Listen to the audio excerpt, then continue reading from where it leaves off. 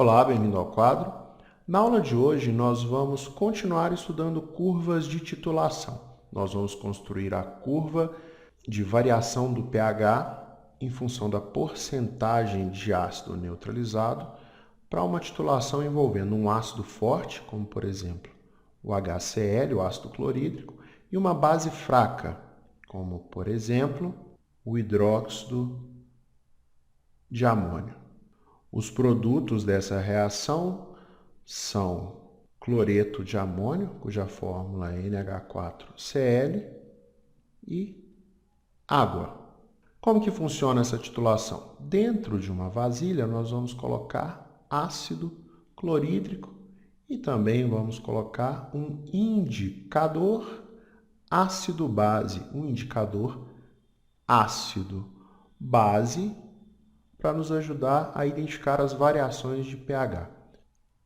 E para fazer a titulação, nós vamos gotejar dentro desse ácido uma solução de uma base fraca, que nesse caso é o hidróxido de amônio.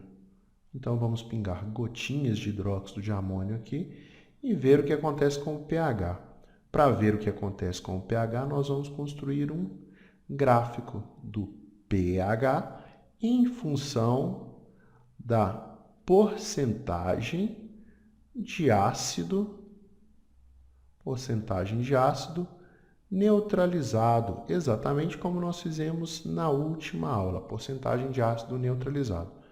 A gente vai marcar esse ponto aqui, que é quando todo o ácido é neutralizado, 100% do ácido é neutralizado. Aqui a gente tem um patamar de pH igual a 14, e aqui um patamar de pH igual a 7.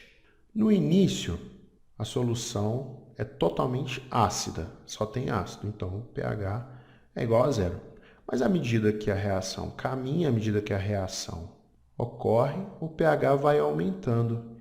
Que produto é formado? O produto formado é esse sal, o cloreto de amônio, NH4Cl. Mas o que mais existe na solução? Existe na solução hidróxido de amônio, que é uma base fraca e um sal obtido a partir dessa base. O que é isso? É uma solução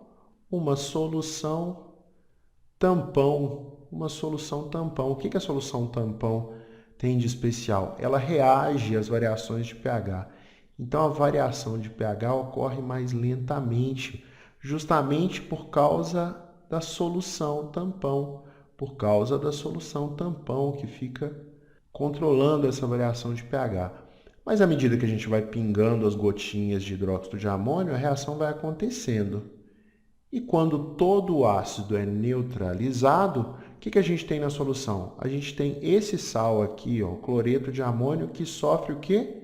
Ele sofre hidrólise.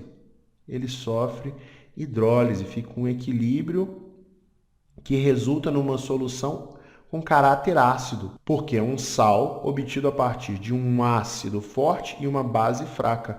O resultado é uma solução de caráter ácido.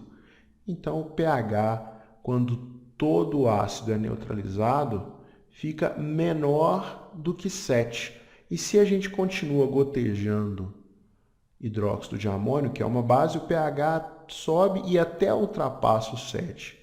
O formato da curva é mais ou menos esse. O ponto de equivalência fica aqui, ó. O ponto de equivalência fica nessa região. Esse é o ponto de equivalência. O que tem de especial nesse ponto de equivalência? Nesse ponto de equivalência, o pH não é mais igual a 7, ele fica aqui na faixa do 4, por exemplo.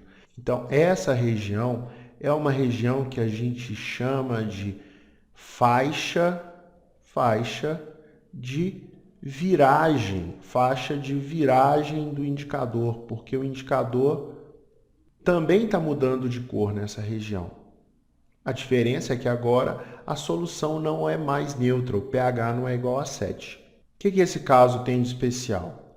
Bom, se você quiser medir o ponto final da titulação, que é essa região onde 100% do ácido foi neutralizado, você precisa utilizar um indicador cuja mudança de cor, ou seja, a viragem se dá no pH correspondente a esse ponto de equivalência. Por exemplo, um indicador chamado alaranjado de metila. Mas isso é assunto para uma outra aula, beleza? Um grande abraço e até lá, pessoal!